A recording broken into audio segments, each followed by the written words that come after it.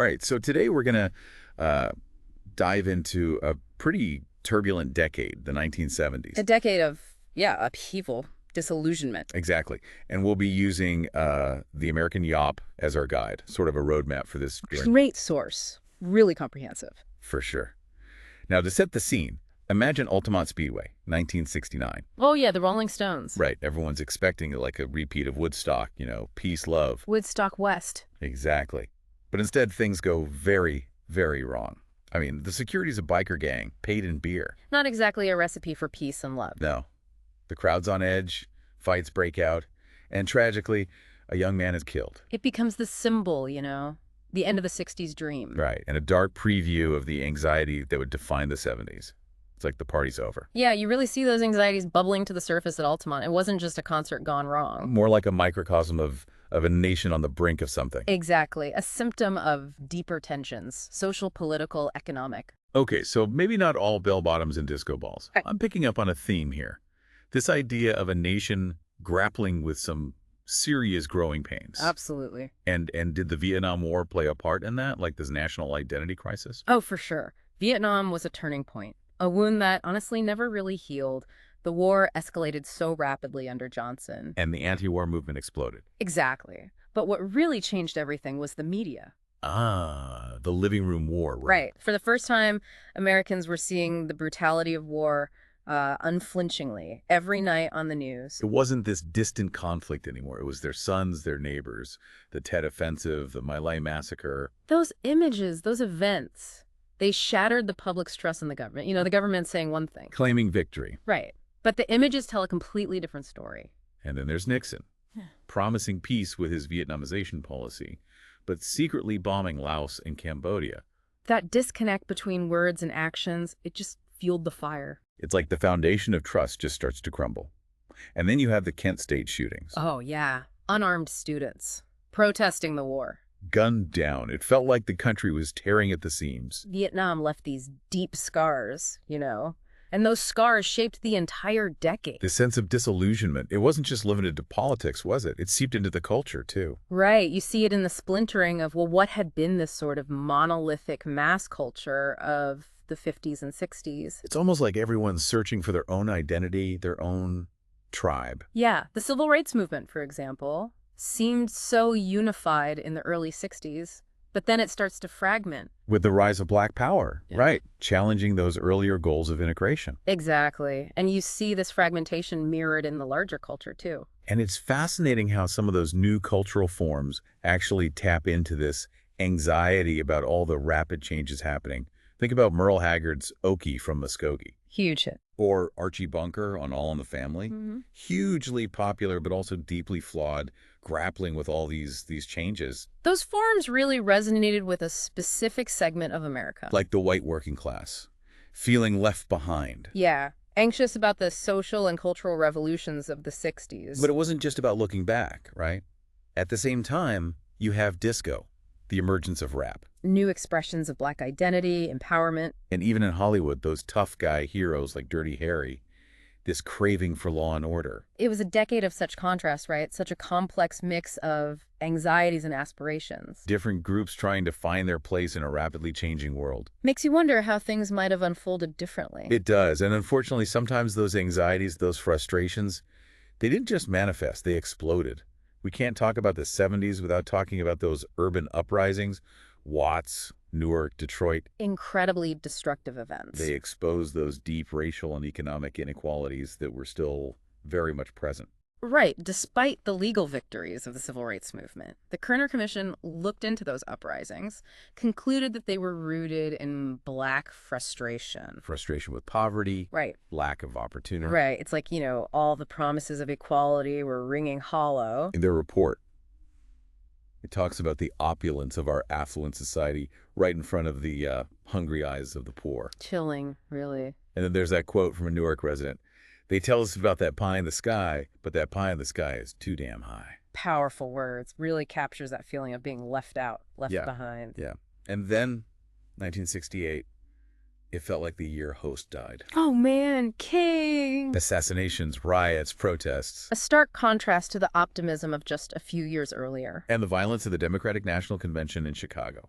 broadcast on TV for everyone to see. It amplified that feeling that America was unraveling, Whoa. losing its way. And from that chaos, from that despair, emerges Richard Nixon, promising law and order. Appealing to what he called the silent majority. The folks who felt alienated by the protests, the upheaval. It's ironic, right? The man who promised to heal the nation. Ends up embroiled in scandals that further erode public trust. Nixon's a fascinating figure. He achieved some genuine successes in foreign policy, like opening relations with China. Détente with the Soviet Union. But domestically, he was consumed by this paranoia, this desire for control. Which ultimately led to his downfall. The Pentagon Papers. Watergate. Mm. It's a wild story. The Pentagon Papers revealed decades of government deception about Vietnam. Fueling that distrust, that feeling of being manipulated. And Watergate was a full-blown constitutional crisis. A president forced to resign. What a blow to American democracy. It further deepened that sense of cynicism, like who can you trust? So we have this seemingly unwinnable war, a government mired in scandal, and now the economy starts to sputter. What was happening on that front? Well, that's where we start to see this major shift, deindustrialization. And Detroit becomes a symbol of this decline, right? Right. It went from being the arsenal of democracy to a symbol of, well, urban decay, economic hardship. It's a pretty dramatic fall from grace. What happened? A lot of factors. Automation started replacing workers. Companies were looking for cheaper labor, so they moved their operations. Overseas. Or to the suburbs. And this hit industrial cities like Detroit especially hard. And within those cities, it was often African-American communities that suffered the most. Absolutely. They'd been systematically shut out of opportunities, redlining, discriminatory lending practices. So they couldn't just follow those jobs to the suburbs. Exactly. They were trapped, watching as jobs and resources disappeared. And you can see how that connects to our current debates about globalization. Right. About jobs going overseas. Oh, absolutely. These historical events, they resonate today in ways we might not even realize. It wasn't just Detroit, though, right? This was happening all over the Rust Belt, these once mighty industrial centers struggling to stay afloat. Meanwhile, the Sun Belt is booming, attracting businesses and workers, low taxes, anti-union laws. A total reshaping of the economic landscape, and with it, a shift in political power. Yeah, those anxieties, those frustrations, they created fertile ground for a new type of conservatism. But before we delve into that, let's talk about another revolution brewing, the sexual revolution. Oh, yeah. Changing social norms. Battles over abortion rights, pornography, gender roles. Where do we even begin with this one? Let's start with those landmark Supreme Court cases in 1973. Roe v. Wade. Legalizing abortion. Right. And Miller v. California, dealing with obscenity. Talk about a collision of values. They sparked these huge debates about privacy, morality, freedom of speech. It's like the whole country was trying to figure out what was acceptable in this rapidly changing world. And Roe v. Wade, well, that became one of the most consequential and controversial Supreme Court decisions in American history. And the debate's still raging today, just as fierce as it was back then. It's amazing to think how these legal battles were really about much more than just laws. Oh, absolutely. It was about who got to define morality, who got to define what it meant to be an American. It's not just about sex, right?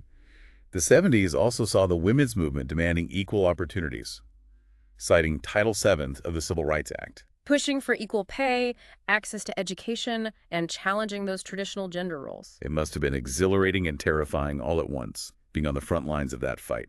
And you also see a shift in family structures, rising divorce rates, the move toward no-fault divorce. More diverse family structures becoming more accepted. And we can't forget about the gay liberation movement. Stonewall in 1969, a real turning point. LGBTQ plus Americans demanding their rights, their visibility, their dignity. It was a watershed moment, a declaration that they would no longer be silenced or marginalized. But of course, there's a backlash, especially from conservative forces who see all of this as a threat to traditional morality. You see that in Phyllis Schlafly's campaign against the Equal Rights Amendment. A stinging defeat for the feminist movement, a sign of the growing power of the religious right. It really highlights the contradictions of the era, doesn't it? These progressive movements pushing for social and sexual freedom, and at the same time, this conservative resurgence fueled by anxiety. A clash of values, a struggle to define the soul of America. And amidst all this, you have Watergate. The economy is on shaky ground. And Jimmy Carter, a peanut farmer from Georgia, promising honesty, a return to decency. It was a message that resonated with a nation weary of scandal and disillusionment. People were yearning for something different, a break from the cynicism of the Nixon years. But he inherits a mountain of problems. Stagflation, the energy crisis, the decline of American manufacturing, it was a tough time to be president. He campaigned on reducing the misery index. But it just kept getting worse. And his crisis of confidence speech was ridiculed by some, but it really captured the mood of the nation, didn't it? Absolutely. The sense of disillusionment, of malaise, it permeated everything. It's like the nation was collectively asking what happened to the American dream. Yeah, that feeling of unraveling, it's a powerful image. And it sets the stage for what comes next. Which is a whole other story. That sense of disillusionment we were talking about, yeah, it really did create the perfect conditions for, well, a figure like Ronald Reagan. A former Hollywood actor stepping on the national stage, promising morning in America. Pretty wild right after what felt like, a long, dark night. What was it about Reagan? What clicked with people? He was a master communicator, really understood how to connect with people on an emotional level. He tapped into that yearning for optimism. That sense of hope that things could get better. Right. A return to American strength, confidence. It had felt like, America had lost its way a bit. And his message went beyond just feel-good rhetoric, right? He had this whole different vision of government. Exactly. This idea that government isn't the solution, it's the problem. A complete 180 from the New Deal liberalism. Right, like the government had become too big, too intrusive. And people were tired of stagflation, high taxes, that sense that the government was overreaching. So it wasn't just Reagan, right? There was this whole movement brewing. The New Right, a mix of economic conservatives, social conservatives, and Cold War hawks. A powerful coalition. How did they get so much momentum? Well, those economic anxieties played a huge role. People were desperate for solutions. And the New Right offered this simple, compelling narrative. Okay, so it was about more than just Reagan's charisma. Oh, yeah. They had a strategy. They understood how to frame the debate, to control the narrative. Family values, individual responsibility, free markets. I remember those phrases. They became rallying cries for the movement. And they were really good at grassroots organizing, mobilizing support through churches, think tanks, media outlets. It sounds like the Democrats were caught a bit flat-footed. The Democratic Party was going through its own identity crisis at the time, divided between liberals and moderates. So they weren't really offering a clear alternative to Reagan's vision. Not really. They were seen as the party of the status quo, while Reagan represented change, a break from the past. And then, boom. He wins in a landslide in 1980. What were some of those key policy changes he made? Well, tax cuts were a top priority. He believed in lower taxes to stimulate economic growth. Absolutely. He pushed through these massive tax cuts, especially for the wealthy. It was a huge shift away from that New Deal philosophy. And he went after regulations too, right? Deregulation was a big part of Reaganomics. He rolled back environmental regulations, financial regulations, labor regulations. Sounds pretty risky, just dismantling all those safeguards. It was a gamble, a belief that unleashing the free market would lead to prosperity for all. So did it work? It's complicated. The economy did grow, inflation came down, the stock market soared, but the benefits weren't distributed evenly. Right, the gap between the rich and the poor actually widened during the 80s. Exactly, and a lot of those problems that were sort of masked by the economic boom, they came back to bite us later. And then there's Reagan's foreign policy, the staunch anti-communist. Yeah. Increasing military spending, was that a necessary show of strength? It's still debated today. His supporters argue that his tough stance on communism was crucial in ending the Cold War. Like his tear down this wall speech. Exactly, a powerful symbol of American resolve. His critics argue that his rhetoric and actions were reckless, that he brought us dangerously close to nuclear war. It's interesting, though, that even with that hawkish stance, he was willing to engage in diplomacy with Gorbachev. Yeah, they developed a kind of rapport, signed a number of arms control agreements. Was that pragmatism or strategy? Maybe a bit of both. He was an ideologue, but also a pragmatist. He understood that dialogue was sometimes necessary. And Gorbachev was a reformer. He wanted to end the Cold War. Exactly. So the Berlin Wall falls in 89. The Soviet Union collapses in 91. So, like, the end of an era. What a legacy. Did the Reagan Revolution fundamentally change America? He definitely shifted the political landscape to the right. His ideas about limited government, free markets, American exceptionalism, they're still hugely influential, especially in the Republican Party. And he also tapped into this wellspring of cultural conservatism. Abortion, school prayer, family values, they all became central to the political debate, setting the stage for what we now call the culture wars. Which are still raging today. But what about those other issues? Racial justice, economic justice, LGBTQ rights, the environment. Did those movements get swept aside? I wouldn't say that. You could even argue they gained strength during this period. They had to fight harder, for sure. Like a counter-reaction to the Reagan Revolution? Yeah, I think so. Reagan's focus on individualism and free markets created this sense of urgency among those fighting for social and economic justice. Like the stakes were higher. So you have the rise of the new right, the Reagan Revolution, this cultural backlash. It's a lot. It was a turbulent time, but it's crucial to understand this era if we want to make sense of where we are today. Absolutely. Yeah. What are some key takeaways then? Why does all of this matter to, the average person today? Well, one thing that really stands out is how intertwined politics and culture are. The political and economic anxieties of the 70s led to this cultural backlash, which fueled the rise of the new right. And these anxieties, these debates about values and identity, they're still with us. Like history repeating itself. In a way. What else? What other lessons can we draw from this period? I think it also shows how persistent economic inequality is. We saw it in the 70s with deindustrialization, and we're seeing it now, maybe even more intensely, with globalization and automation. That gap between the rich and the poor, it undermines our social fabric. It's a problem that just won't go away. But it sounds like you're saying this period also offers some hope. Right. Like even with the backlash, social movements kept pushing for change? For sure. The civil rights movement, the women's movement, the LGBTQ plus rights movement, the environmental movement, they all made significant progress during this time, even facing huge obstacles. It's a reminder that even when things look bleak, change is possible. We're not just passive bystanders. We can make a difference. Yeah, it can feel kind of overwhelming trying to make sense of it all. These huge forces that are shaping the world. Yeah, definitely. And I think a lot of what we're seeing today is rooted in those economic trends we were just talking about. Globalization and automation. The things that really seemed to take off in the 80s and 90s. Exactly. Those forces had a profound impact on the American economy. I remember my dad, he was a factory worker, always worried about his job going overseas. It felt like the world was changing so fast. And globalization led to this massive increase in international trade and investment.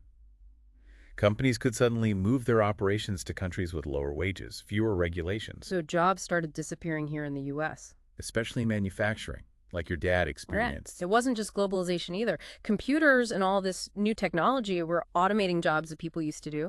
My aunt was a typist, and suddenly her skills weren't needed anymore. Exactly. And that had a huge impact on the workforce. It led to this hollowing out of the middle class that we still talk about today. Because those manufacturing jobs used to be a pathway to the middle class. Yeah. A way to earn a good living. Right. They offered stability benefits, a sense of security. And when those jobs disappeared, a lot of people struggled. They had to take lower paying jobs, often with fewer benefits and less security. And that trend has continued into the 21st century, hasn't it? Absolutely. We've seen the rise of the gig economy, people working as independent contractors, juggling multiple jobs just to make ends meet. It's a completely different world than the one our parents and grandparents knew. The way we work is changing, and we're still trying to figure out how to adapt to this new reality. So we have these economic forces shaking things up. And then on top of that, the internet and social media come along and completely change the game. Did anyone really see that coming? It was a revolution. The internet and social media have transformed how we communicate, how we consume information, how we connect with each other. It's pretty amazing when you think about it. It is. Yeah. But it's also a bit unsettling, right? All this information at our fingertips, the constant connection, it can be overwhelming. And there's a dark side too. Online harassment, the spread of misinformation, the erosion of privacy. It's a lot to grapple with. It feels like we're constantly trying to catch up, trying to figure out the rules of this new digital world. And I think one of the biggest challenges is the fragmentation of our culture. You know how we were talking about the emergence of subcultures in the 70s? Right. Well, the internet has allowed those subcultures to flourish online. It's created these echo chambers where people are only exposed to information that confirms their existing beliefs. Like everyone's retreating into their own little tribes, speaking different languages, distrustful of anyone who doesn't share their worldview. And that makes it incredibly difficult to have meaningful conversations across political and ideological lines. And it's not just about disagreements. It's about the erosion of shared facts, shared realities. It's like we're living in different worlds. Exactly. And that makes it easier for misinformation, conspiracy theories, extremist views to take root. So we have all these economic forces reshaping the workforce, these technological changes transforming how we live and interact, and these culture wars raging on. It can feel pretty overwhelming. Like, what are we supposed to do? It's easy to feel powerless in the face of all this, but we're not. We have the power to shape our future, to create a world that's more just equitable, sustainable. But it takes action, engagement, a belief that things can be different. Okay, but what can I do? I'm just one person. How can I make a difference? You can make a huge difference, but it starts with awareness, understanding the issues and how they connect to the bigger picture. We've been talking about the 70s and 80s, but you can draw connections to today's world. See the echoes of those historical events and the challenges we face now. I see that. But what about concrete action? What can I actually do? Stay informed, stay engaged. Educate yourself about the issues, read different perspectives, participate in the political process, vote, contact your representatives, advocate for policies you believe in. Okay, that makes sense. Right. What else? Support organizations that are working to make a difference. Volunteer your time. Donate to causes you care about. Amplify their voices. And maybe most importantly, change the way we talk to each other. Yeah, I was just thinking that. We've gotten so good at shouting at each other, demonizing anyone who disagrees with us. We need to rediscover the art of civil discourse, of listening to understand rather than listening to respond. It's not about agreeing with everyone. It's about recognizing our shared humanity, even when we disagree. Exactly. It's about finding common ground and working together to solve problems. I like that. Finding common ground. It's a powerful idea. And it's a good reminder that even in a world that feels so divided, we're all in this together. We are. We share this planet, this fragile ecosystem, and we have a responsibility to care for each other and for the future. Well said. It's been quite a journey, hasn't it? From Altamont to Reagan, from stagflation to the internet. We've covered a lot of ground. But I think the key takeaway is this. The future isn't set in stone. We have the power to shape it. And it's up to us to decide what kind of world we want to leave for future generations. I couldn't agree more. Understanding the past is essential for navigating the present and building the future we want to see. That's all the time we have for today's deep dive. But the conversation doesn't have to end here. Keep exploring, keep asking questions, and keep striving for a more just, equitable, and sustainable world. Thanks for joining us.